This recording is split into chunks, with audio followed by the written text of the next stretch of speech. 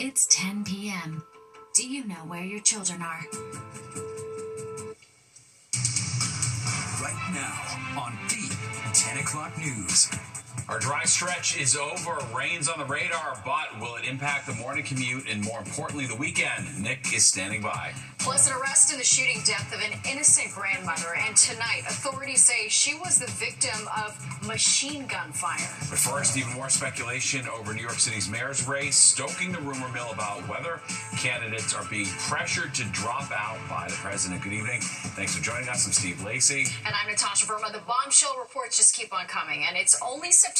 The general election is still 2 months away. Fox 8's Sharon Crowley is here with the very latest. And Sharon, these developments have been coming in fast and furious. They sure have, Natasha. All 4 candidates defying calls to drop out. It comes after multiple reports show President Trump is trying to influence the outcome of this race because he doesn't want Democratic Socialist Zoran Mamdani to be the next mayor of New York City. And billionaire businessman John Catsimatidis telling Fox 5 today that the president called him Sunday to say in 10 days, or at least by the end of the month, there needs to be just one candidate facing Mamdani in November.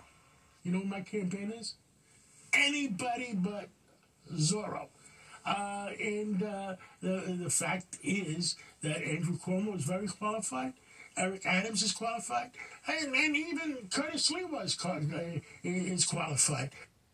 Well, reports show President Trump's team putting out feelers to see if the mayor would be open to taking a federal job in exchange for dropping his re-election bid. Mayor Adams says he has not spoken to President Trump or been offered a job in the federal government. And for a second day in a row, the mayor remains defiant, saying he plans to stay in this race. One, people pressured me when I got indicted to step down. One, people pressured me when the indictment got dismissed. One, people pressured me when I was a rookie cop in the police department. My life has been pressure. That's what my life is, pressure. No pressure, no diamonds. So just because people yell at you and call you names, and just because a number of people ask you to step down or don't do what you believe you're supposed to do, you're supposed to succumb to that? That's not what I do. Well, Republican Curtis Sliwa also not going anywhere. Here's what he had to say about it.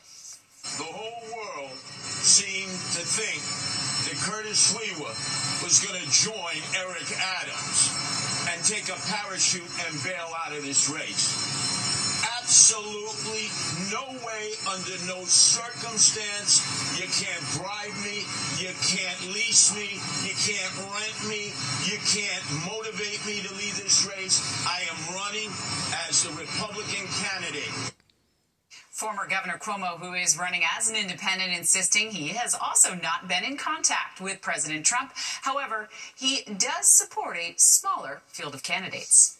I do believe, and I have said, that as all the candidates agree that Mamdani is an existential threat, that it makes sense that when you get to a point when you can determine who is the strongest candidate, the other candidates defer to the stronger candidate. They will do everything they can to try and stop this campaign, but what they will find is what they found out in June, that there is no amount of money, there is no amount of smears, no amount of slander that can stop this movement. It is a movement whose time has come, and it's a movement that has been powered by the very New Yorkers who have often been given the shortest thrift by those who call themselves leaders in this city. Well, all the candidates planning more campaign stops tomorrow and over the weekend. Senator Bernie Sanders will be at a campaign rally with Mamdani in Brooklyn on Saturday. So, Steve, stay tuned. Very well, will do. You know it. All right, thanks, Sharon. And if you cannot get enough of New York City politics and the race for mayor, you can watch Battleground NYC, The Fight for Your Vote, hosted by S.E. Cupp. It streams every weeknight at 7 on the Fox local app. And this just in, President Trump is rebranding the Defense Department tomorrow. He's going to sign an executive order to call it the War Department, but Trump can't formally change the name without Congress passing a law approving it. The Department of War was created back in 1789 1889, the same year that the U.S. Constitution took effect.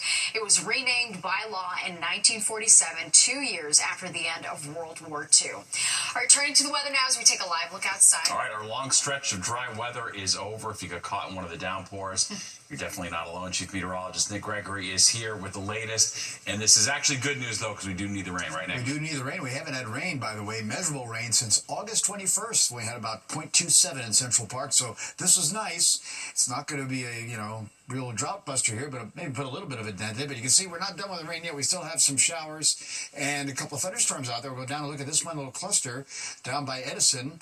You can see some of the lightning strikes going on here. It extends back up to about Reading. And again, that area of rain going northward here, heading up into Sussex County as well. And there's, again, some areas of lightning and some heavier downpours. So we're going to see that move through the area over the next 1 to 2 hours, depending upon where you are. Notice, again, it's expanding also into the lower Hudson Valley. They'll be prepared, again, for some of those downpours to be on the significant side. 60s now to the north and west, 72 still at Newark, over to Islip and heading down the Jersey Shore. Winds out of the south about 10 to 15 miles an hour, occasionally a little gustier than that. And here's the wide view.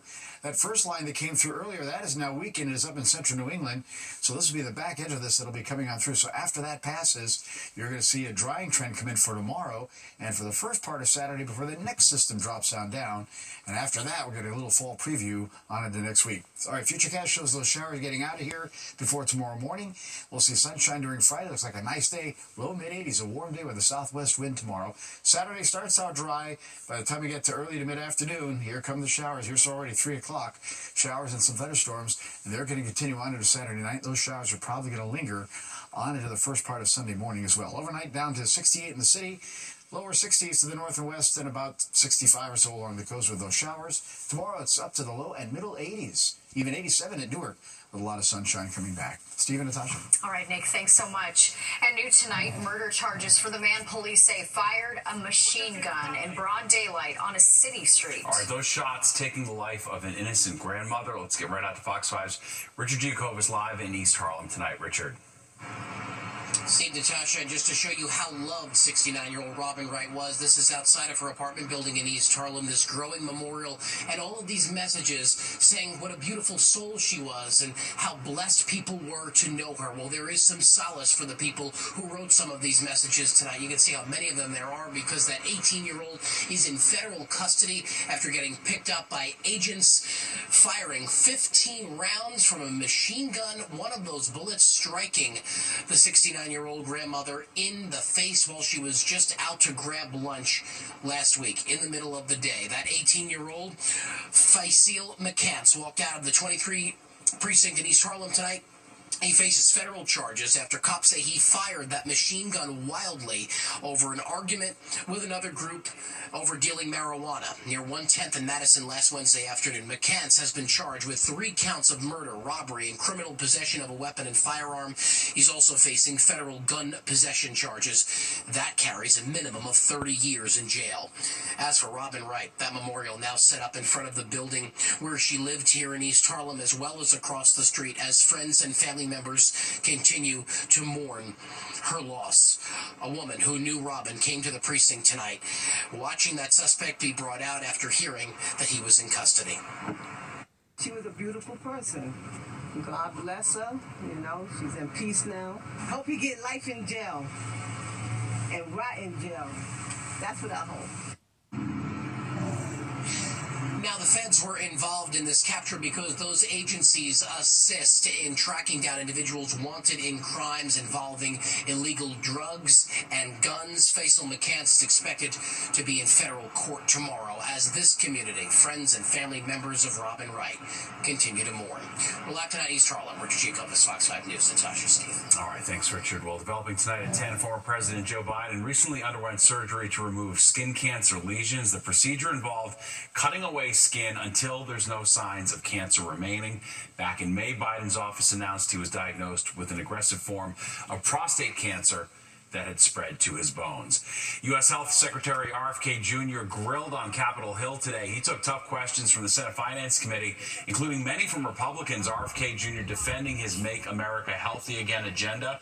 He also addressed the recent firing of CDC Director Susan Ramirez, who has accused Kennedy of weakening public health protections. Kennedy disputed that and says the CDC needs to be fixed. He also defended his anti-vaccine stance. I say I'm not anti-vaccine. Saying I'm anti-vaccine is like saying I'm anti-medicine. Well, I'm pro-medicine, but I understand some medicines harm people. Some of them have risks. Some of them have benefits that outweigh those risks for certain populations, and the same is true with vaccines. At one point, protesters interrupted the proceedings as Kennedy testified. Washington, D.C. is suing President Trump to remove the National Guard. The city's attorney general says the troops are there illegally because they are being used for domestic law enforcement. In August, Trump sent the National Guard to the nation's capital to help crack down on crime.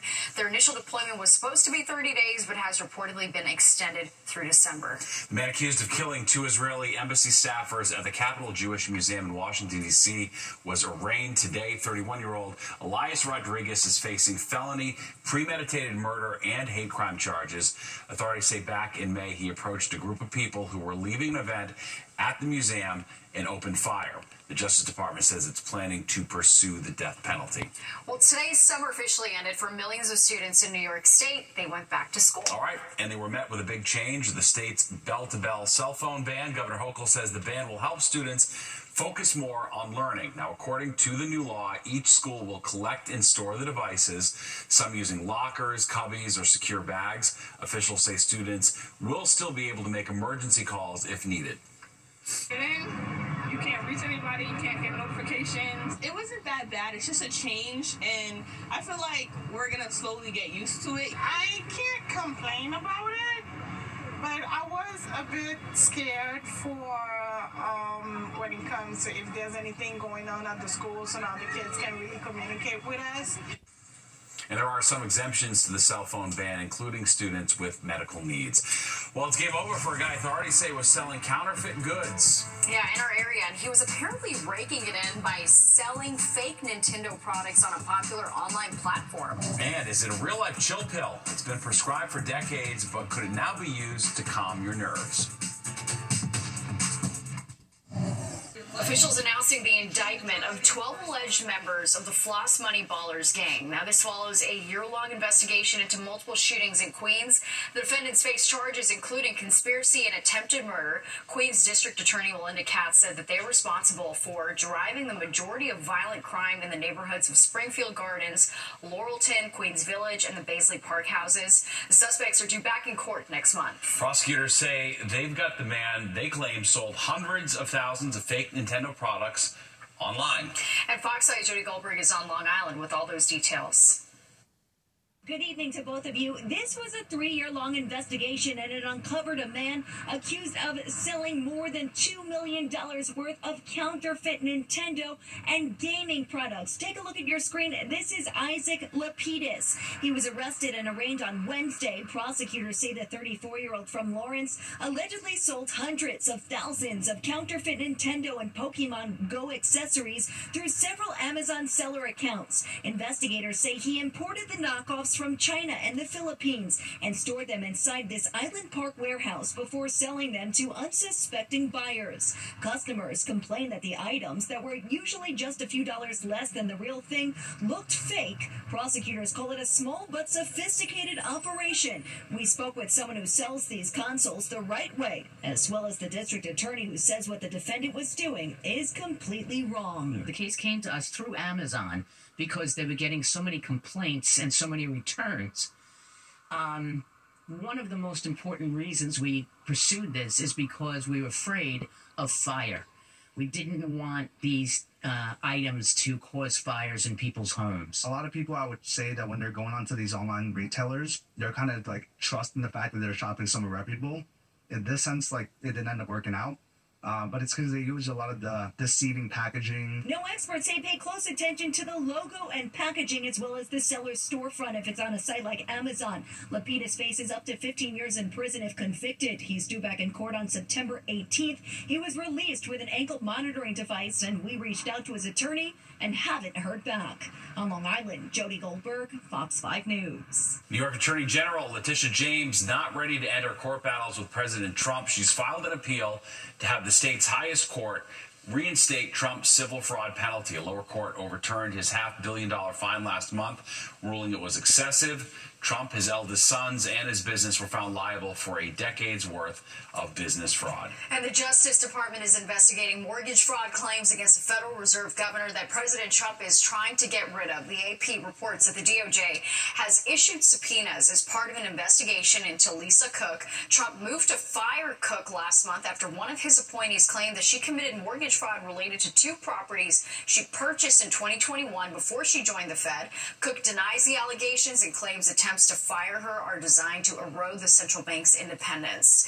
And the Florida Immigration Detention Center, known as Alligator Alcatraz, can keep holding detainees for now. An appeals court ruled it's in the public interest to pause an order ending operations indefinitely. Last month, a preliminary injunction was issued in response to a lawsuit. It called for it to be shut down by the end of October and detainees shipped to other facilities. Fox 5 watching your health tonight. And a medication that's been prescribed for decades to treat heart disease could also help with anxiety. Jennifer Williams has been talking to doctors and joins us with what you need to know. Hi, Jen.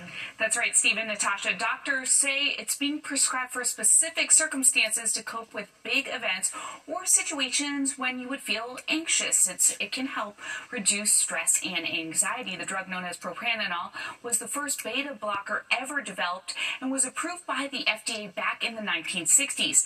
Doctors usually prescribe beta blockers for high blood pressure or other heart issues because the medications block the actions of stress hormones that raise the heart rate, but it's also been used to treat anxiety for that very reason. I spoke with a cardiologist who was surprised this drug is seeing a resurgence and said, in short, it acts to inhibit adrenaline, essentially your fight or flight response.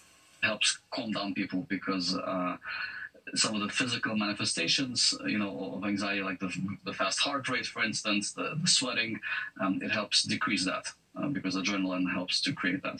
People have been using this particular medication. They've been prescribed it for short-term situational performance anxiety. However, it does not treat generalized anxiety. Other medications are used for it. I would advise as a psychologist that people who do have situational or performance anxiety, even if they use this medication in the short run, should look at a more comprehensive treatment plan that includes therapy such as cognitive behavioral therapy. Psychologist Dr. Jeff Gardier, who you just heard there, with some great advice. Always check with your doctor. He also suggests using breathing and relaxation techniques to help deal with stress that often come with big events. Steve and Natasha. Yeah, very well. Yeah, it is good interesting. advice. All right. Jen, thank you. A green thumb is translating into restaurant-quality red tomatoes. That's right. Get ready to meet the local gardener whose tomatoes are the talk of the town. And remembering an icon, we take a look back at the life and times of revolutionary fashion designer Giorgio Armani.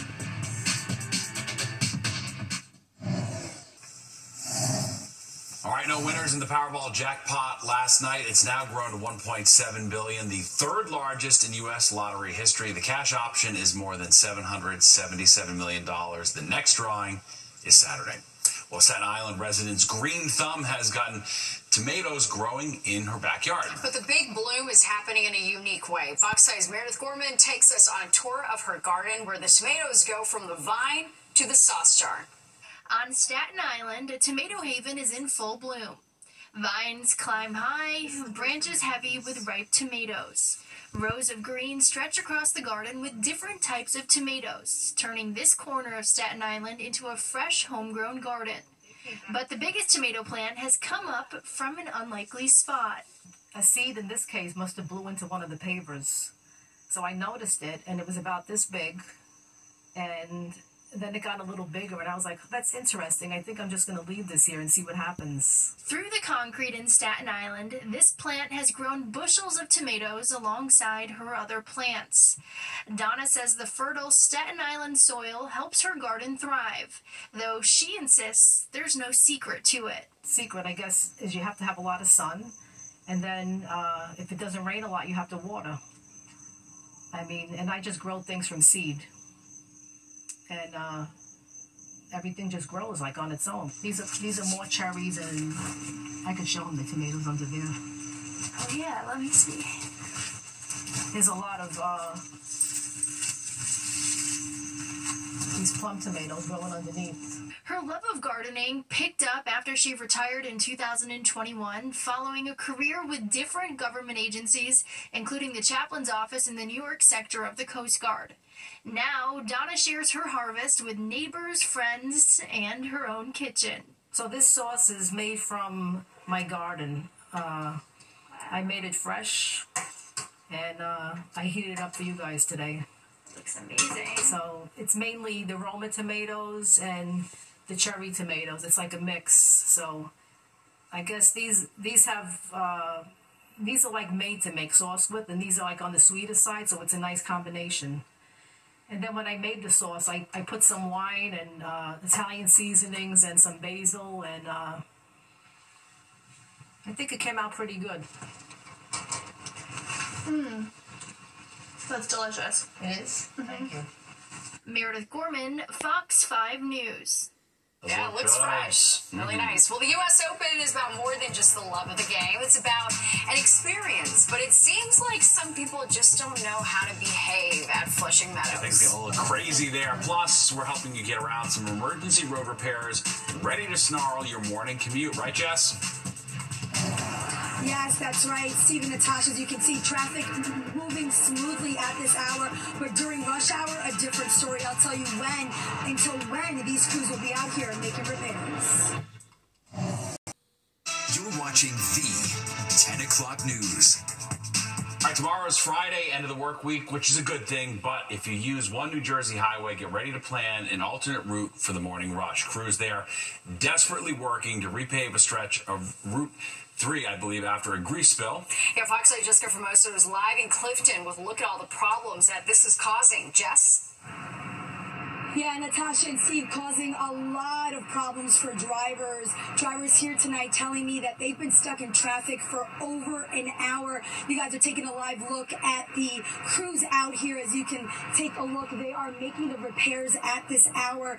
Tonight we have learned that the lane closures will remain through tomorrow morning's commute.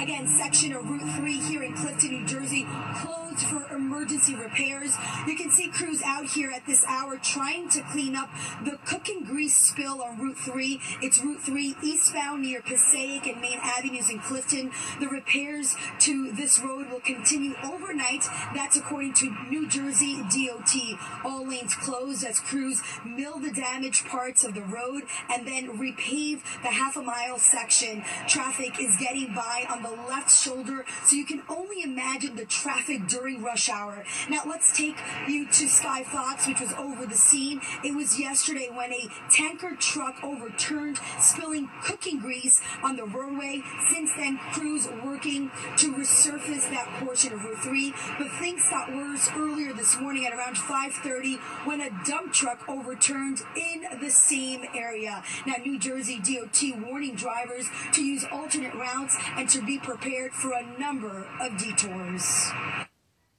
All these people trying to get to New York, and there's one lane going into the city. That's crazy. So, were you stuck in that? I was on my way back from work. It usually takes 20 minutes to come back with no traffic. It took me about yesterday an hour and a half. Yikes. Yeah. And today, any better? About an hour. So it usually takes me around 15 minutes to get to work. And the last 2 days has been taking you how long? It's been taking me around 35, 40 minutes to get to work on like 8 a.m., 9 a.m. in the morning.